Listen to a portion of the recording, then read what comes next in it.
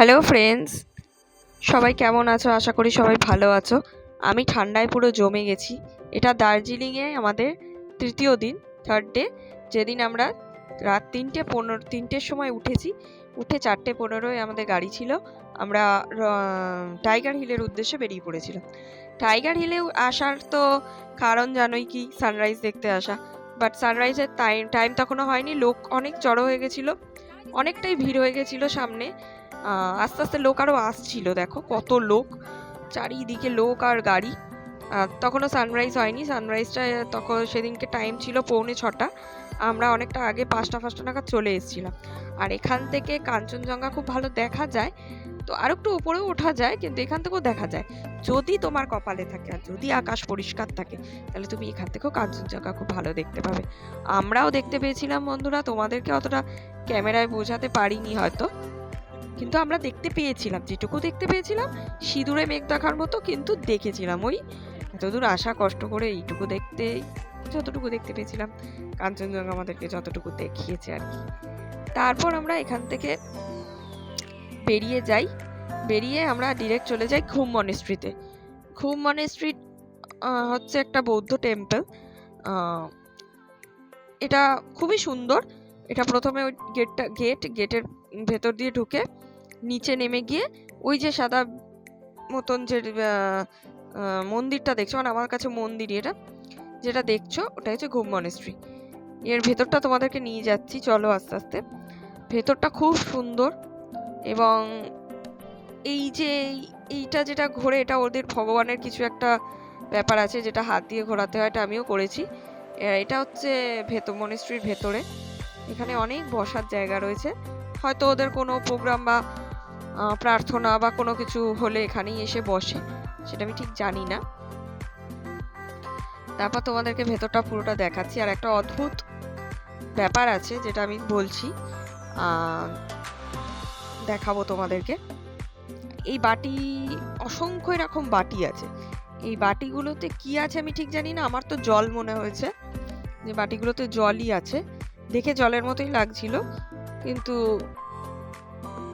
মোম গলিয়েও রাখা থাকতে পারে না, মোম তো গলিয়ে এখানে রাখা যাবে না, কারণ শীত, ওখানে ঠান্ডা, মোম তো ওরকম গলে থাকবে না। আর অদ্ভুত যেটা বলছিলাম না তোমাদেরকে, এই যে এই টাকা এইভাবে কেন ছড়ানো, কেন এইভাবে রাখা, আমি সত্যিই জানি না। আমাদের তো প্রণামী দিতে গেলে জানোই, আমাদের প্রণামী বাক্সে দেওয়া হয়, এইভাবে যে দেওয়া হয় বা বেঁচে থাকে, সেটা আমি এখানে গিয়ে দেখে একটু অদ্ভুত লেগেছে বা অবাকই হয়েছি। আর ওদের এই যে বিভিন্ন দেবতা বলো, যাই বলো, ওদের ভগবান, সেটা এখানে রাখা, এবং খুব শান্তি। মানে ভেতরটা না এত নিস্তব্ধ ছিল, কি বলবো। লোকজন আসছে দেখছে ঠিকই, বাট কেউ অতটা কথাও বলছে না, আর কোনো সাউন্ডও নেই। তখন কটা বাজে, তখন সকাল 7টা হবে, তখন গেছি আমরা। 7টা, 7:30 হবে। এটা ছিল বাইরেটা মনেস্ট্রি। এখানে অনেক ছোট ছোট ছেলেরাও ছিল, যারা হচ্ছে ওখানে বিভিন্ন দোকানে আছে, চায়ের দোকানে কাজ করে। আমার মনে হয় এখানে ওরাও থাকেও, বোর্ডিং টাইপের। তারপর চলে এসেছিলাম আমরা বাতাসিয়া লুপে। ঢুকতে গেলে 50 টাকা হচ্ছে এন্ট্রি ফি। 50 টাকা এন্ট্রি ফি দিয়ে বাতাসিয়া লুপে ঢুকতে হয়। বাতাসিয়া লুপে এই নিচটা দেখো, এই যে রেল লাইনটা চলে গেছে, এটা হচ্ছে টয় ট্রেনের লাইন। এই টয় ট্রেনটা বাতাসিয়া লুপের ওপর দিয়ে যায়। আর বাতাসিয়া লুপে যখন আসে, কিছুক্ষণ টয় ট্রেনটা এখানে দাঁড়ায়, মানুষ যাতে বেরিয়ে যদি কেউ ছবি টবি তুলতে চায়, এই বাতাসিয়া লুপে তুলতে পারে।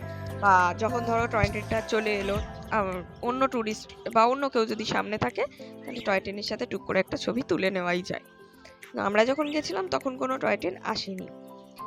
তা ঢুকতেই দেখো আমাদের ফার্স্টেই চোখে পড়লো ইন্ডিয়া ফ্ল্যাগ। আর আমার ইন্ডিয়া ফ্ল্যাগ চারিদিকেই আমি দেখতে পাচ্ছি ইন্ডিয়ার ফ্ল্যাগ, দেখে খুব ভালো লাগছে। এখানে ওই এই যে চা বাগানের যে ড্রেসটা, এই ড্রেস ভাড়া করেও ছবি তোলার জন্য এখানে ভাড়া পাওয়া যায়, 50 টাকা করে ড্রেস। আর বাইনাকুলার আছে, বাইনাকুলার দিয়েও দেখে পুরো দার্জিলিংটা ভালোভাবে বাইনাকুলার দিয়ে দেখাও যাবে। এবং এখানে একটা শহীদ বেদিও করা রয়েছে। আমরা এখানে কিছুক্ষণ থেকে ছবি, একটু ফটোশ্যুট করে, একটু কেনাকাটা করে এখান থেকে বেরিয়ে গেছিলাম রক গার্ডেন যাওয়ার উদ্দেশ্যে। রক গার্ডেন যাওয়ার রাস্তাটা বন্ধুরা তোমাদেরকে কি বলবো, যতটা ডেঞ্জারাস ততটা সুন্দর। আমার কাছে তো ডেঞ্জারাসই লাগবে, কারণ পাহাড়ি রাস্তা।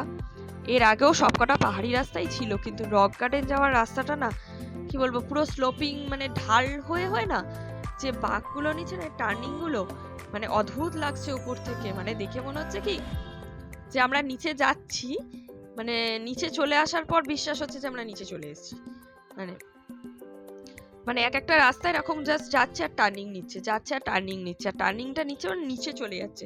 উপর থেকে দেখছি কি নিচে স্লোপিং রাস্তা, একটু এদিক ওদিক হলেই একদম খাদে, আর সাইডে পাহাড় যাচ্ছে ও রাস্তাটা, মানে অসাধারণ, কি বলবো, হেভি লাগছিল। তোমাদেরকে জাস্ট যারা গেছো তারাই জানো, আমি জানি দার্জিলিং অনেকেই হয়তো গেছো, যারা এখনো যাওনি তারা তো ভবিষ্যতে যাবে।